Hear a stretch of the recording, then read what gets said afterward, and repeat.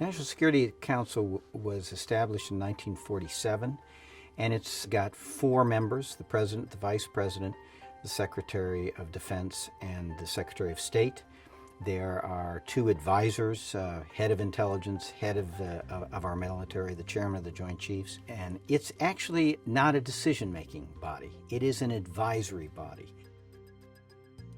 The NSC has responsibility for handling issues that cut across a number of areas in government. So any issue of foreign policy or national security that either 1, has presidential interest, or 2, when there's an issue that one agency can't deliberate, decide, and implement on its own, it usually comes to the NSC for coordination, because the NSC's responsibility is to navigate that area of cross-cutting interests.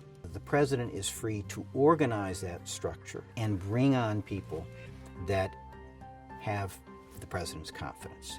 And that's the flexibility of the system, so it can adapt to the particular management style of the president. Well, the challenge with the National Security Council system is that you are sending up to the president the decisions that are too hard or above the pay grade of those of us below you.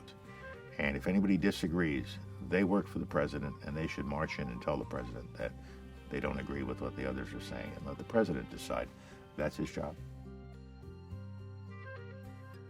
I think there's structural change that we've seen over the last few decades, and that has to do with just the complexity of the world and the complexity of the foreign policy issues.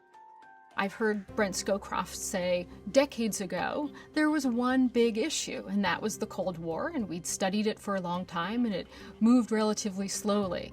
Today, the NSC is grappling with a large number of issues, many of them volatile, and so as a result, you have a larger and more hierarchical NSC than you have had in the past.